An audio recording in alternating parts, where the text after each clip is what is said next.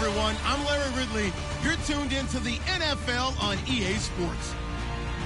Today's matchup could be a drag-em-out brawl as both teams rank in the top 10 in fewest yards allowed. The Saints are top 10 in defensive yards allowed, and they go up against the Pats, who will need to find a way to move the football.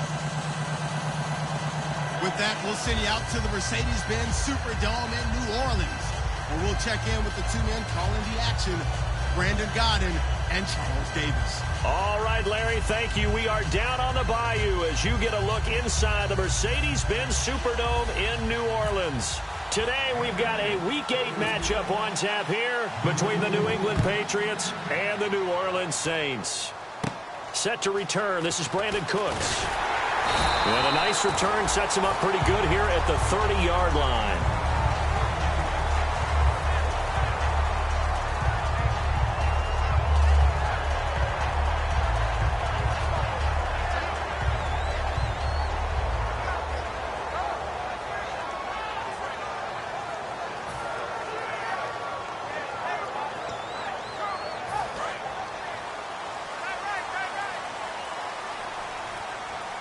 They come out here in the eye. Now they'll run it on the toss. And he'll slip his way up across the 30 to the 32. Give him a couple on the carry there, 2nd and 8. The headshots here are the offensive unit. And what about Brandon Cooks? If he's not a 1,000-yard receiver every year he's healthy in the league, I'll be surprised. Came out of college wanting to be a pro, studied all the best receivers in the NFL before he even got to the league. And he'll send the tight end in motion left. Now they'll run it on the toss. Found a little room there as he's up to about the 37. And still about 3 yards shy of a first as the 4-yard pickup brings it to 3rd down. A quick look here at the Patriot defense. Robert Quinn gets to the quarterback as well as any defensive end in the league. A lot of it goes back to his high school wrestling background. He understands leverage and hands as well as anyone.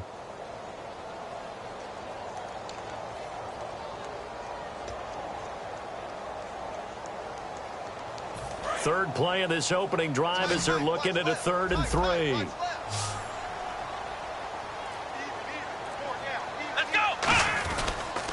And he'll give it here to his running back. And he will have first down yardage as he's brought down at the 41. When we sat with the coaching staff a couple of days ago, they said attacking that defensive look with a run, something they wanted to do, it was effective. And they were extremely confident, weren't they? Their planning, their preparation, they knew what they were going to get in that defense, and they were able to attack it accordingly. Come on, let's go! 190! 190! Ohio! Ohio! That's the West, that's the West. That's the West, that's the West, that's the West.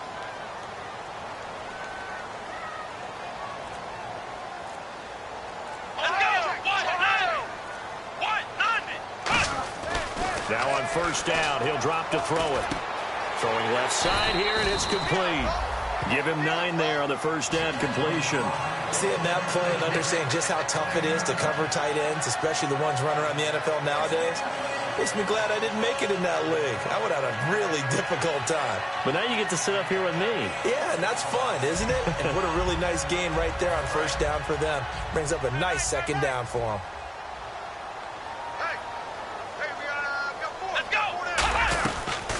They'll run it now out of the gun. And nothing doing. He's immediately taken down at the line of scrimmage. Officially, it's no gain on the play, and they'll remain a few inches shy of a first with 3rd down looming.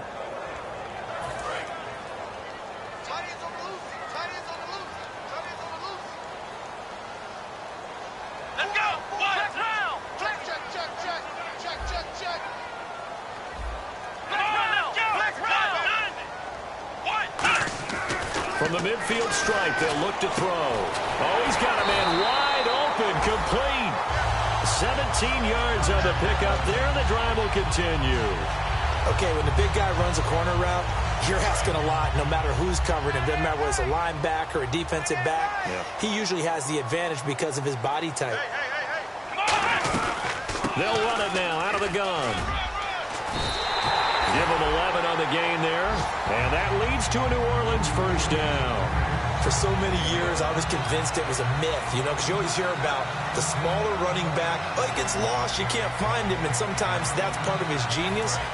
But it's true. You get behind big offensive linemen, the defensive line guys trying to find him, trying to peek around people to see him, and he gets lost. But this guy gets lost in a good way for his offense, picking up big yardage. Looking left side, he's got it, complete. That throw good for 4. It's second down.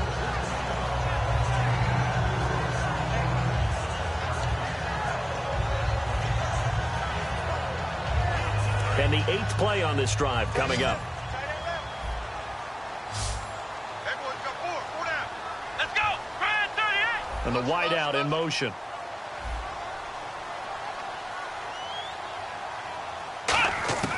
Now a shotgun snap is and he's wrapped up. Taken down. Back at the 25. Oh, and the defender took some liberties there with a late hit, roughing the passer. The league has done a great job of defining what is a late hit. An illegal contact on a quarterback, the defenders really have to get in line.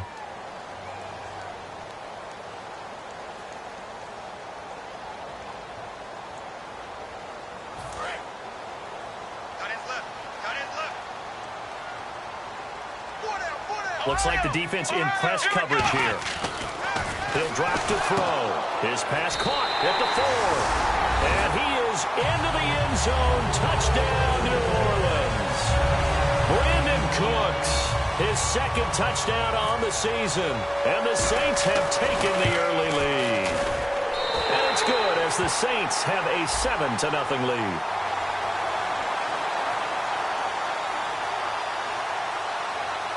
So the flag is for roughing the kicker, a big 15-yard penalty. And I'm not sure that was the time to go all out after the kicker. Plenty of time left in this game. The kickoff team on the field now as they will send this one away. That's fielded in the end zone. And no run back here. This will be a touchback, and it comes out to the 25-yard line.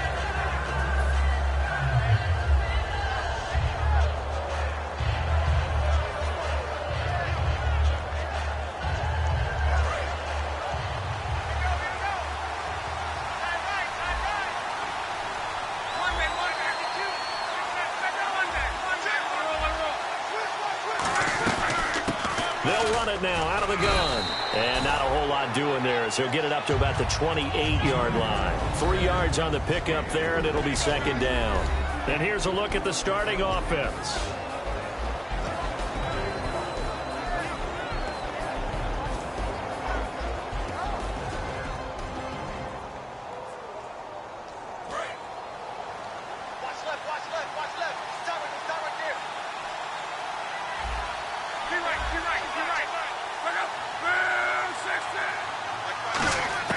On second down, here's Locke. Completes it to Hearns. And he's able to take this one up to the 35-yard line. 7 yards there, good enough to move the sticks.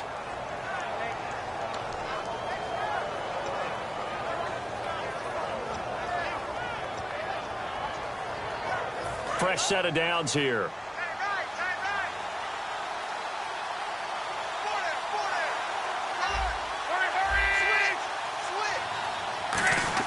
On 1st and 10, Locke. And a first hookup with his all-pro tight end, Rob Gronkowski.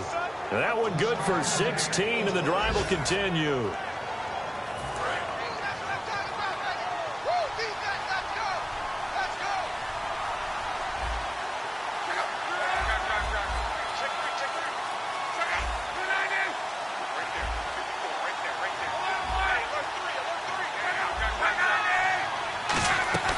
They'll run it now out of the gun. And down to the 44, 5 yards that time. And it's possible that today the most important group could be the linebackers. Yeah, the second level, as we like to call them, right? Defensive front has to control things, but the linebackers, they do more than clean up. They help create big plays. Second down following the run.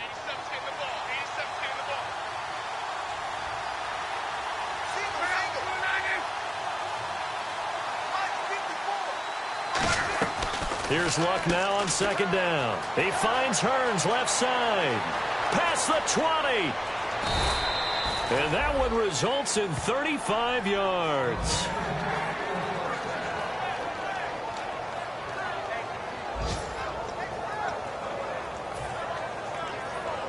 So after that big gain, let's see what else the offense has up its sleeve.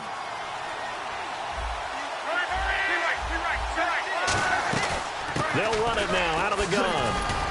And he'll take it into the end zone for a Patriot touchdown. Niall Davis, his 11th touchdown of the year. And the Patriots are within an extra point of tying this one up. Roberto Aguayo now for the point after. It's good, and we're all tied at 7 apiece.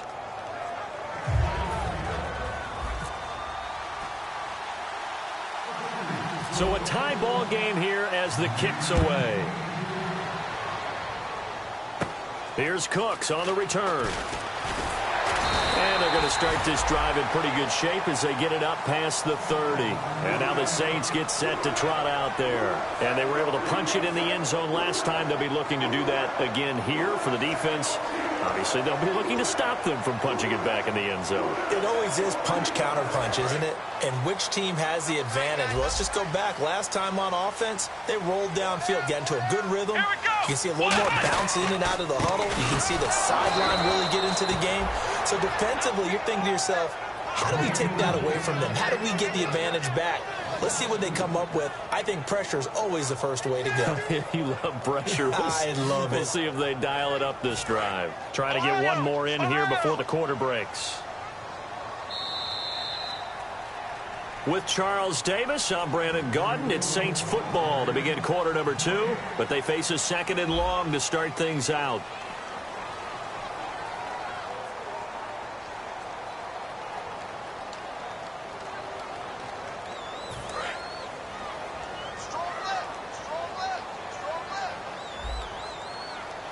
They'll come out in the pistol. Now a handoff here to his running back. And he went backwards. He'll be down at the 30. It's a loss of 2, now 3rd down. 2 plays in a row, the defense won, stacking up the running game. They've got to feel good about themselves, but something has to be in the back of their minds. Are we being set up for something big? They've got to be careful.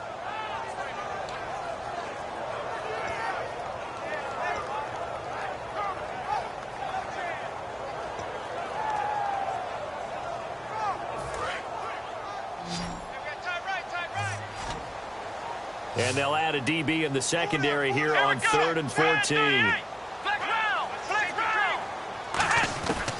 Now they'll throw here out of the gun. And that is incomplete. Brandon Cooks, the receiver he was going after. And it's 4th down. The out route's such a timing route that sometimes the guy throwing the ball just throws it almost blindly, just kind of counts on that timing winning. And in this case, the ball was batted away.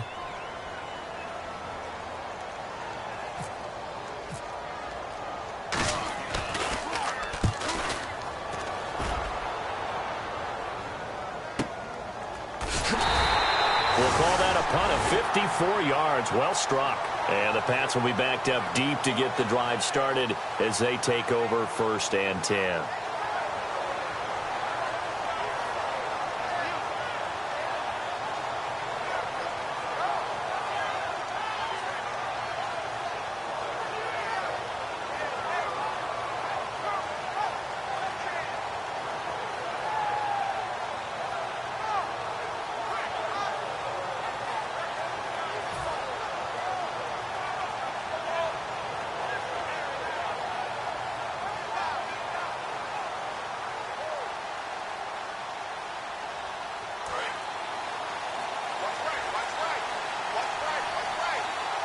Play clock winding down.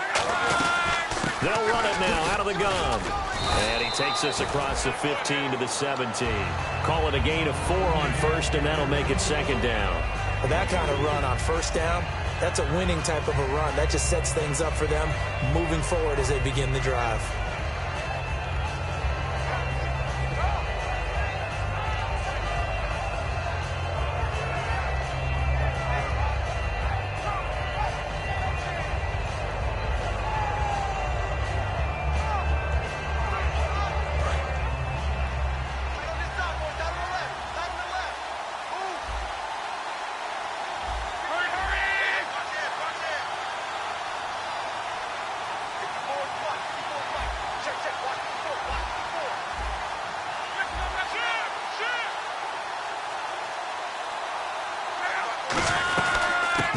it now out of the gun. And he's taken down, but not before he gets this across the 25-yard line. All right, it's football 101 to know that the quarterback controls just about everything on offense, but a lot of times what gets missed is that the center controls line play. He has to communicate to the guards and the tackles what type of front they're facing, how they're going to block it, and what adjustments need to be made sometimes on the fly as a defense will shift. Give the center a lot of credit because for the most part, he's got big defensive linemen over his face all game long that he's got to try and block and protect his quarterback and create space for his runner. In this case, he did a really nice job of communicating and executing.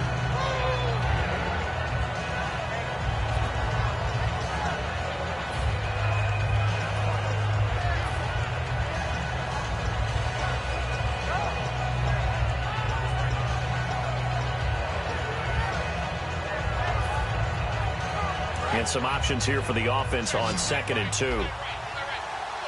They slot Gronkowski out right. To throw on 2nd down is Locke. Underneath to Davis. And he'll be brought down shy of the 40 at the 38-yard line. 2 yards on the pickup there, but it's enough to give him a new set of downs.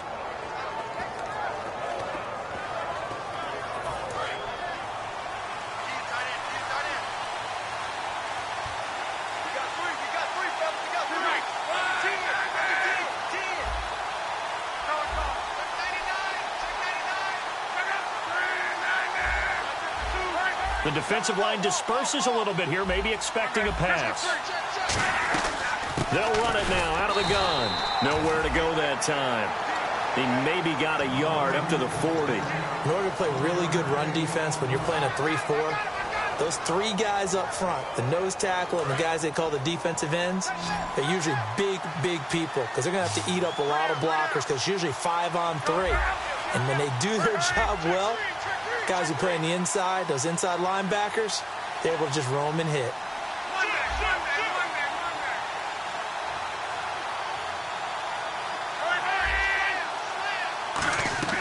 Locke. They'll set up the screen with Davis. Give him 10 yards on that one, and that'll earn him a fresh set of downs. They ran that one well, and not only did they pick up a nice chunk of yardage on the screen, they sent a message to the defense.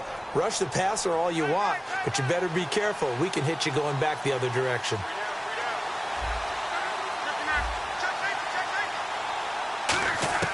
Luck on 1st down. He's going to find his running back. It's complete. And he's got this down a yard or 2 shy of the 40 before he's out of bounds. It's a 10-yard pickup, and it moves the chains. It's funny, throughout the time that we've been together, when we talk with running backs about the ability to catch the ball, their eyes light up when they talk about open field and having one-on-one matchups, don't they? Yeah, they do. And that's the reason why. What we just saw, shedding those tackles, and that's what they're used to doing. It is, and it starts at the beginning of the play, one-on-one matchup if someone's trying to cover them, but they also like those one-on-ones downfield after the catch when they're running with the ball. They think they're going to win those, too. And he is met at the line of scrimmage, and he goes down right there. Just a yard on the 1st down carry, so it's 2nd and 9.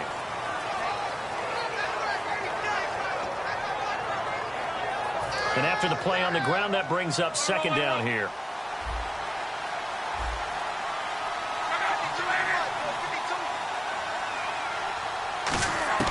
On 2nd down, here's Locke. Quick hitter here, it's complete. And he lost the football. But fortunately, he's able to recover his own fumble, or that could have been trouble.